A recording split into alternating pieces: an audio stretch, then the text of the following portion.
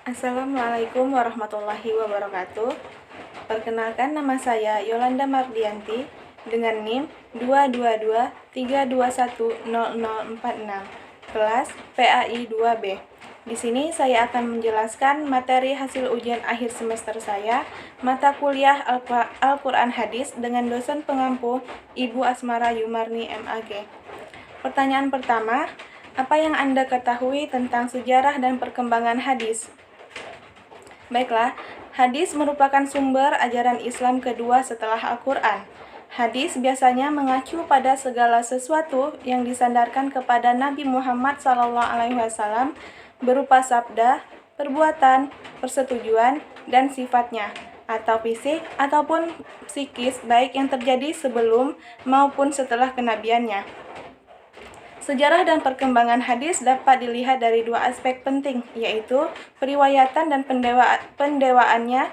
Aspek ini dapat diketahui proses dan transformasi yang berkaitan dengan perkataan, perbuatan, dan sifat Nabi Muhammad SAW kepada sahabatnya, hingga munculnya kitab-kitab himpunan hadis. Hadis mengalami beberapa kali perkembangan, di antaranya yang pertama, hadis pada masa Rasulullah SAW. Pada masa ini, hadis dikenal dengan Ashar al-Awi wa al-Takwin, yaitu masa turun wahyu dan pembentukan masyarakat Islam. Wahyu yang diturun Allah dijelaskan Nabi melalui perkataan, perbuatan, dan teriknya. Tempat yang dijadikan Nabi dalam menyampaikan hadis sangat fleksibel. Terkadang disampaikan ketika bertemu dengan sahabatnya di masjid, pasar, dalam perjalanan, dan juga di rumah Nabi sendiri.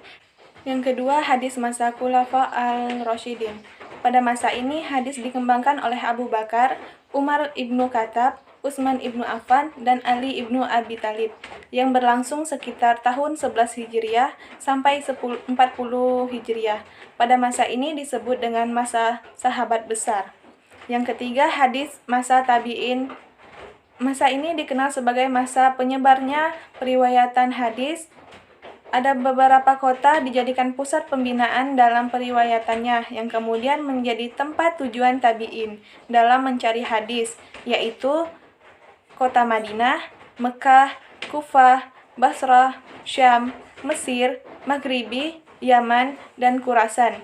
Yang terakhir, masa tabi'in al-tabi'in. Masa ini dimulai berakhirnya masa tabi'in. Cara periwayatan hadis pada masa ini yaitu disampaikan dengan lafaz, dan sudah mengelompokkan hadis berdasarkan bidangnya. Selanjutnya, contoh hadis lengkap dengan sanad, matan, dan rawinya, yang artinya telah menceritakan kepada kami Yahya bin Ayub dan Qutaibah bin Sa'id dan Ibnu Huj, mereka berkata telah menceritakan kepada kami Ismail, yaitu Ibnu Ja'far, dan Al-A'la dari bapaknya, dari Ibnu Hurairah, bahwasannya Rasulullah SAW telah bersabda, barang siapa yang mengajak kepada kebaikan, maka ia akan mendapatkan pahala sebanyak pahala yang diperoleh orang-orang yang mengikutinya tanpa mengurangi pahala mereka sedikit pun. Sebaliknya, barang siapa mengajak kepada kesesatan, maka ia akan mendapatkan dosa sebanyak yang diperoleh orang-orang yang mengikutnya tanpa mengurangi dosa mereka sedikit pun. Hadis riwayat Tirmizi. Itulah penjelasan hadis lengkap dengan sanad, matan, dan perawinya. Nomor selanjutnya, apa yang Anda ketahui tentang teori studi sanad hadis? Jelaskan dan memberikan contohnya.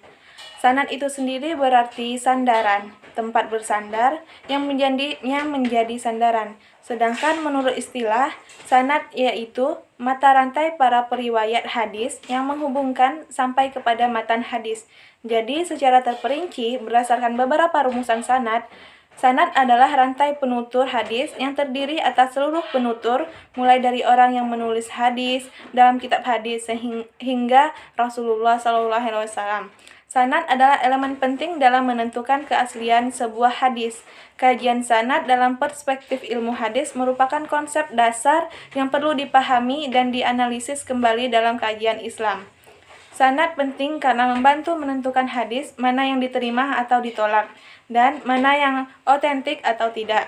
Selanjutnya, contoh sanad dalam hadis, yaitu Contoh sanadnya telah menceritakan kepada kami Yahya bin Ayub dan Qutaibah bin Sa'id dan Ibnu Huj, mereka berkata, telah menceritakan kepada kami Ismail, yaitu Ibnu Ja'far dari bapaknya, dari Abu Hurairah, bahwasannya Rasulullah SAW telah bersabda. Itulah tadi sanad dalam suatu hadis. Terakhir, apa yang Anda ketahui tentang teori matan hadis? Jelaskan dan berikan contohnya. Matan menurut bahasa berarti punggung jalan atau muka jalan. Sedangkan matan menurut istilah adalah bunyi atau kalimat yang terdapat dalam hadis yang menjadi isi riwayat. Jadi, matan adalah isi atau pokok yang terdapat di dalam hadis. Teori matan hadis adalah teori yang digunakan untuk mengkaji isi ataupun pesan dari hadis. Kritik matan adalah upaya penelitian yang dilakukan terhadap matan hadis untuk mencari atau membuktikan kebenaran apakah yang diriwayatkan itu benar sebagai sabda Nabi atau bukan. Teori ini berfokus pada analisis teks hadis itu sendiri, termasuk struktur dan kosakatanya. Selanjutnya yaitu contoh matan hadis. Berikut contohnya. Isi dari hadis. Barang siapa yang mengajak kepada kebaikan, maka ia akan mendapat pahala sebanyak pahala yang diperoleh orang-orang yang mengikutinya tanpa mengurangi pahala mereka sedikit pun. Sebaliknya, barang siapa yang mengajak kepada kesesatan, maka ia akan mendapat dosa sebanyak yang diperoleh orang-orang yang mengikutinya tanpa mengurangi dosa mereka sedikit pun. Itulah contoh matan atau isi yang terkandung di dalam suatu hadis.